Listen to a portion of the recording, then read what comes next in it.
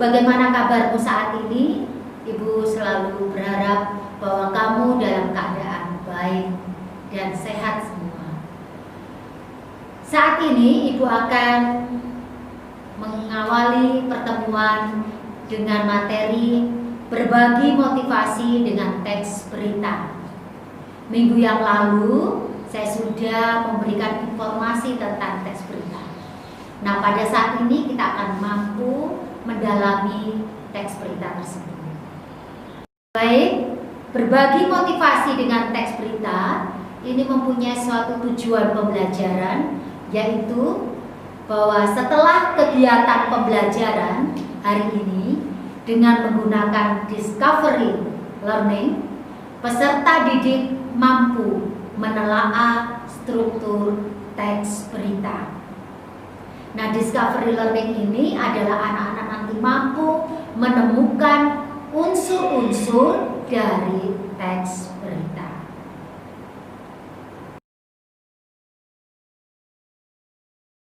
Kita tahu bahwa secara etimologi istilah berita itu berasal dari bahasa Sanskerta yang berarti virik, artinya terjadi atau ada. Menurut Kamus Besar Bahasa Indonesia, bahwa berita adalah kejadian atau peristiwa yang hangat dibicarakan. Sedangkan menurut ahli komunikasi, berita itu merupakan laporan mengenai peristiwa yang baru-baru terjadi. Jadi kalau boleh kita artikan bersama bahwa berita adalah laporan informasi yang di dalamnya menguat peristiwa secara faktual dan aktual. Apa itu faktual dan apa itu aktual? Nanti kita akan tahu lebih lanjut. Ciri-ciri teks berita itu terdiri dari satu, faktual, bersifat nyata. Jadi berita itu harus nyata, tidak boleh hoak, tidak boleh bohong. Kemudian aktual, yang hangat atau yang baru terjadi.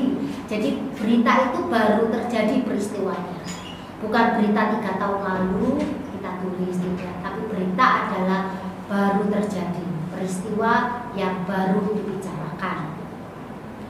Kemudian ciri yang ketiga adalah unik dan menarik. Seluruh berita itu sama anak-anak, tetapi apakah kita mampu menyajikan berita itu menarik? Mulai dari judulnya saja harus menarik supaya orang punya rasa ingin tahu membaca berita.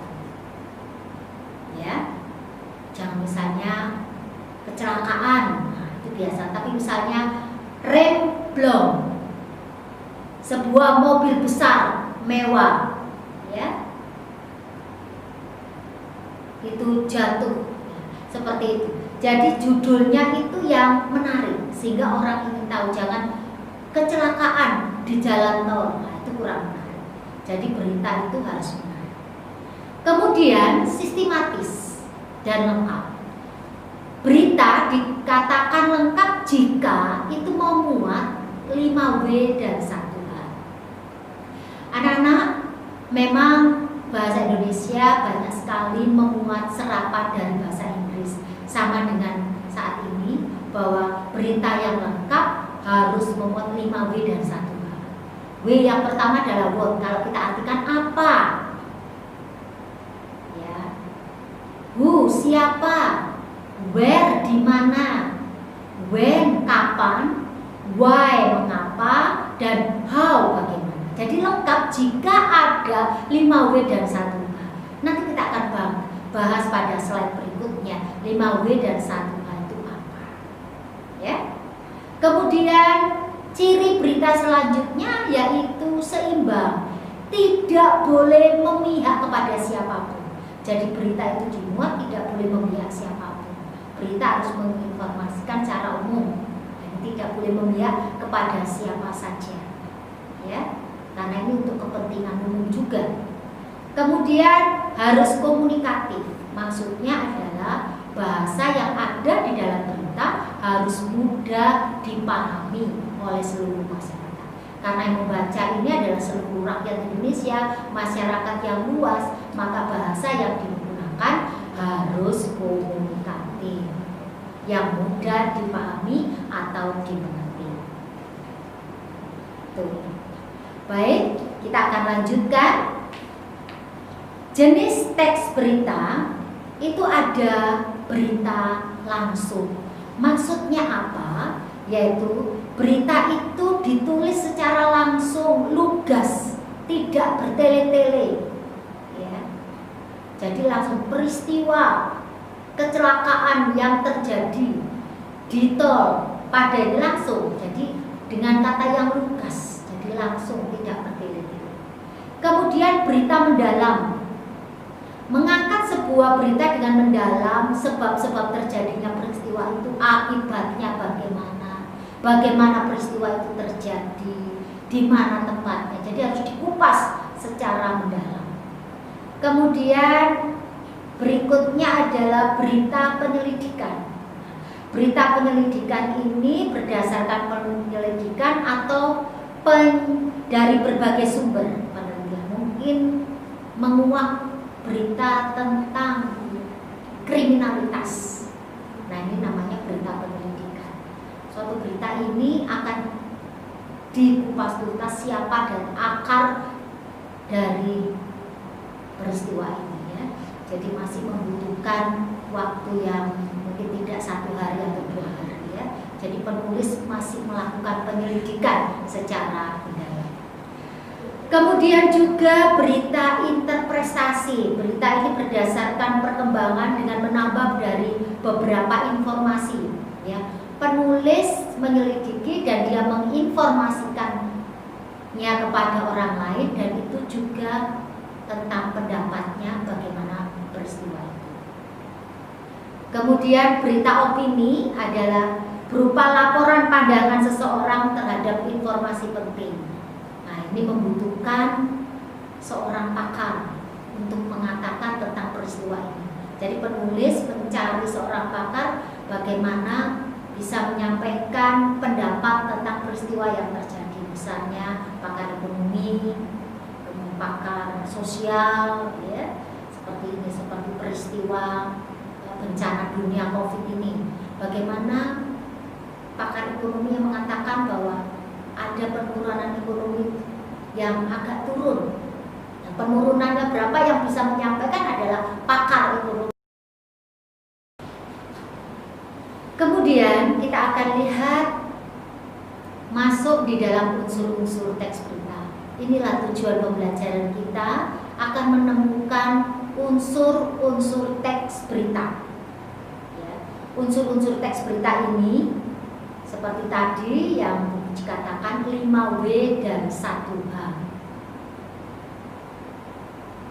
Apa? Beritanya berisi pernyataan yang dapat menjawab pertanyaan apa atau peristiwa apa yang sedang terjadi. Di mana tempat kejadian peristiwa itu? Kapan kejadiannya peristiwa? Siapa orang-orang yang terlibat di dalam pemerintahan? Kemudian alasan mengapa peristiwa itu terjadi, dan berita menjelaskan juga proses kejadian atau peristiwa dan akibat dari peristiwa tersebut. How-nya bagaimana? Seperti yang tadi, 5W dan 1H.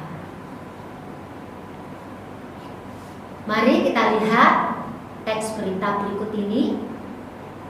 Apakah wacana ini disebut berita? Saya akan membacakan berita Sungai Ciliwung meluap. 2 desa terendam banjir setinggi 3 meter. Apakah wacana ini termasuk berita? Mari kita lihat.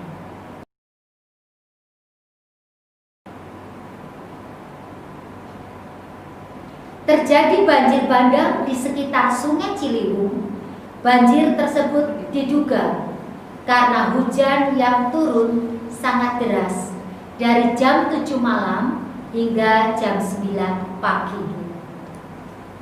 2 desa terendam dan banyak keluarga yang mengungsi di kampung sebelah.